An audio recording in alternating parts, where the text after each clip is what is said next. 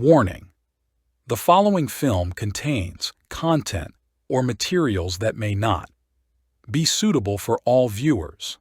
The following may also contain content or materials that may be for mature audiences only. Viewer discretion is advised. Welcome to Unspoken, Unknown, Untold. I am Keeper, the guardian of all things hidden.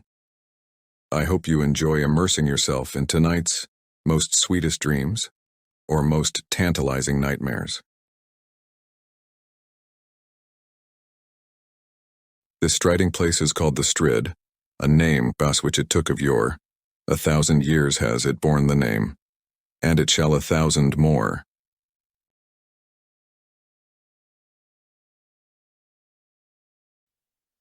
The Striding Place, 1896, by Gertrude Atherton. Weigall, continental and detached, tired early of grouse shooting. To stand propped against a sod fence while his host's workmen routed up the birds with long poles and drove them towards the waiting guns, made him feel himself a parody on the ancestors who had roamed the moors and forests of this West Riding of Yorkshire in hot pursuit of game worth the killing. But when in England in August, he always accepted whatever proffered for the season and invited his host to shoot pheasants on his estates in the south. The amusements of life, he argued, should be accepted with the same philosophy as its ills. It had been a bad day. A heavy rain had made the moor so spongy that it fairly sprang beneath the feet. Whether or not the grouse had haunts of their own, wherein they were immune from rheumatism, the bag had been small. The women, too, were an unusually dull lot, with the exception of a new-minded debutante who bothered Weigall at dinner by demanding the verbal restoration of the vague paintings on the vaulted roof above them. But it was no one of these things that sat on Weigall's mind as, when the other men went up to bed, he let himself out of the castle and sauntered down to the river. His intimate friend, the companion of his boyhood, the chum of his college days, his fellow traveller in many lands, the man for whom he possessed stronger affection than for all men, had mysteriously disappeared 2 days ago. And his track might have sprung to the upper air for all trace he had left behind him. He had been a guest on the adjoining estate during the past week, shooting with the fervour of the true sportsman, making love in the intervals to Adeline Cavan, and apparently in the best of spirits. As far as was known, there was nothing to lower his mental mercury, for his rent roll was a large one. Miss Cavan blushed whenever he looked at her, and, being one of the best shots in England, he was never happier than in August. The suicide theory was preposterous, all agreed, and there was as little reason to believe him murdered. Nevertheless, he had walked out of March Abbey 2 nights ago without a hat or overcoat, and had not been seen since. The country was being patrolled night and day. 100 keepers and workmen were beating the woods and poking the bogs on the moors, but as yet not so much as a handkerchief had been found. Weigall did not believe for a moment that Wyatt Gifford was dead, and although it was impossible not to be affected by the general uneasiness, he was disposed to be more angry than frightened. At Cambridge, Gifford had been an incorrigible practical joker, and by no means had outgrown the habit. It would be like him to cut across the country in his evening clothes, board a cattle train, and amuse himself touching up the picture of the sensation in West Riding. However, Weigall's affection for his friend was too deep to companion with tranquillity in the present state of doubt, and, instead of going to bed early with the other men, he determined to walk until ready for sleep. He went down to the river and followed the path through the woods. There was no moon, but the stars sprinkled their cold light upon the pretty belt of water flowing placidly past wood and ruin, between green masses of overhanging rocks or sloping banks tangled with tree and shrub, leaping occasionally over stones with the harsh notes of an angry scold, to recover its equanimity the moment the way was clear again. It was very dark in the depths where Weigall trod. He smiled as he recalled a remark of Gifford's: an English wood is like a good many other things in life, very promising at a distance, but a hollow mockery when you get within. You see daylight on both sides, and the sun freckles the very bracken. Our woods need the night to make them seem what they ought to be, what they once were, before our ancestors' descendants demanded so much more money, in these so much more various days. Weigall strolled along, smoking, and thinking of his friend, his pranks, many of which had done more credit to his imagination than this, and recalling conversations that had lasted the night through. Just before the end of the London season, they had walked the streets one hot night after a party, discussing the various theories of the soul's destiny. That afternoon they had met at the coffin of a college friend whose mind had been a blank for the past 3 years. Some months previously they had called at the asylum to see him. His expression had been senile, his face imprinted with the record of debauchery. In death the face was placid, intelligent, without ignoble lineation, the face of the man they had known at college. Weigall and Gifford had no time to comment there, and the afternoon and evening were full, but, coming forth from the house of festivity together, they had reverted almost at once to the topic. "I cherish the theory," Gifford had said, "that the soul sometimes lingers in the body after death.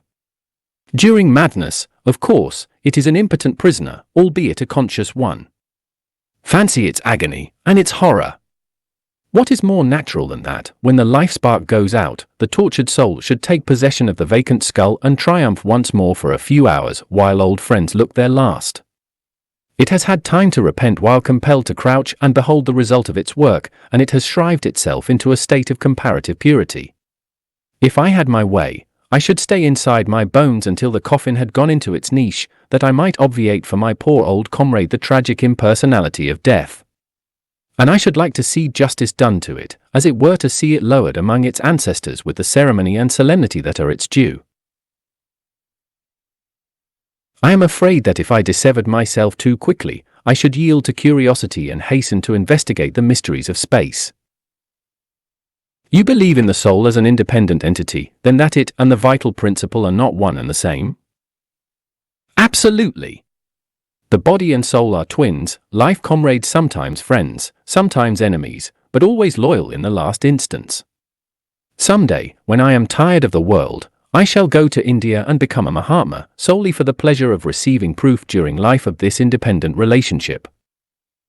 Suppose you were not sealed up properly, and returned after one of your astral flights to find your earthly part unfit for habitation.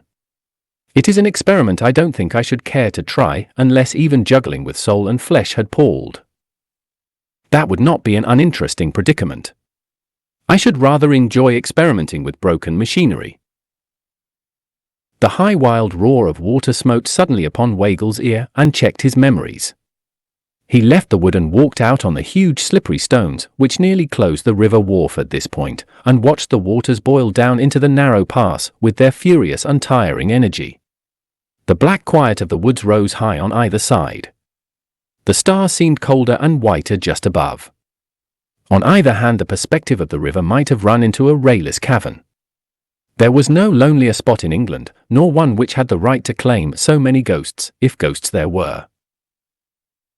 Weigall was not a coward, but he recalled uncomfortably the tales of those that had been done to death in the Strid. One Wordsworth's Boy of Egremont had been disposed of by the practical Whitaker, but countless others, more venturesome than wise, had gone down into that narrow boiling course, never to appear in the still pool a few yards beyond. Below the great rocks which formed the walls of the Strid was believed to be a natural vault, onto whose shelves the dead were drawn.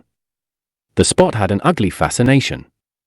Weigall stood, visioning skeletons, unconfined and green, the home of the eyeless things which had devoured all that had covered and filled that rattling symbol of man's mortality, then fell to wondering if anyone had attempted to leap the Strid of late. It was covered with slime, he had never seen it look so treacherous. He shuddered and turned away, impelled, despite his manhood, to flee the spot. As he did so, something tossing in the foam below the fall. Something as white, yet independent of it, caught his eye and arrested his step. Then he saw that it was describing a contrary motion to the rushing water, an upward-backward motion. Weigall stood rigid, breathless. He fancied he heard the crackling of his hair. Was that a hand? It thrust itself still higher above the boiling foam, turned sidewise, and four frantic fingers were distinctly visible against the black rock beyond. Weigall's superstitious terror left him.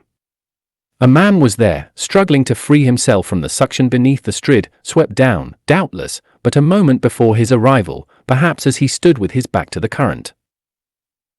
He stepped as close to the edge as he dared. The hand doubled as if in imprecation, shaking savagely in the face of that force which leaves its creatures to immutable law, then spread wide again, clutching, expanding, crying for help as audibly as the human voice. Weigel dashed to the nearest tree, dragged and twisted off a branch with his strong arms, and returned as swiftly to the strid. The hand was in the same place, still gesticulating wildly. The body was undoubtedly caught in the rocks below, perhaps already halfway along one of those hideous shelves. Weigel let himself down upon a lower rock, braced his shoulder against the mass beside him, then, leaning out over the water, thrust the branch into the hand. The fingers clutched it convulsively. Weigel tugged powerfully, his own feet dragged perilously near the edge. For a moment he produced no impression, then an arm shot above the waters. The blood sprang to Weigel's head. He was choked with the impression that the strid had him in her roaring hold, and he saw nothing. Then the mist cleared. The hand and arm were nearer, although the rest of the body was still concealed by the foam. Weigel peered out with distended eyes. The meager light revealed in the cuffs links of a peculiar device. The fingers clutching the branch were as familiar. Weigel forgot the slippery stones, the terrible death if he stepped too far. He pulled with passionate will and muscle.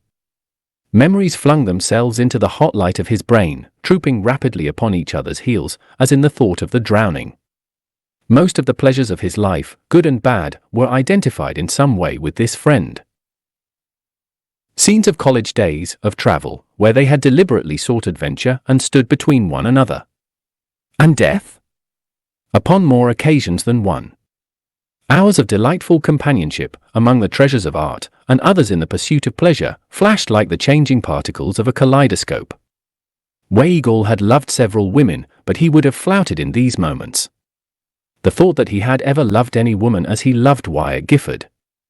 There were so many charming women in the world, and in the 32 years of his life he had never known another man to whom he had cared to give his intimate friendship. He threw himself on his face. His wrists were cracking, the skin was torn from his hands. The fingers still gripped the stick. There was life in them yet. Suddenly something gave way. The hand swung about, tearing the branch from Weigel's grasp. The body had been liberated and flung outward, though still submerged by the foam and spray. Weigel scrambled to his feet and sprang along the rocks, knowing that the danger from suction was over and that Gifford must be carried straight to the quiet pool. Gifford was a fish in the water and could live under it longer than most men. If he survived this, it would not be the first time that his pluck and science had saved him from drowning. Weigel reached the pool. A man in his evening clothes floated on it, his face turned towards a projecting rock over which his arm had fallen, upholding the body.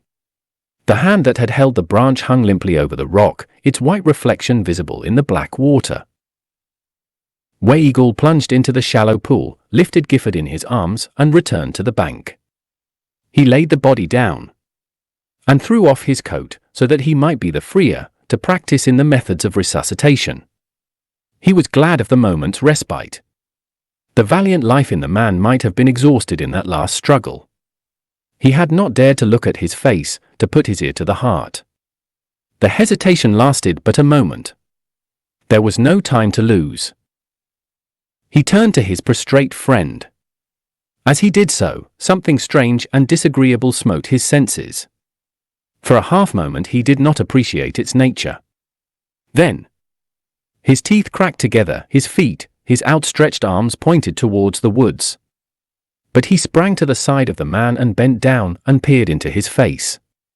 There was no face.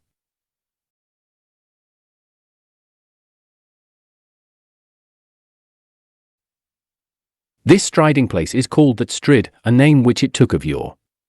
1,000 years has it borne the name, and it shall 1,000 more.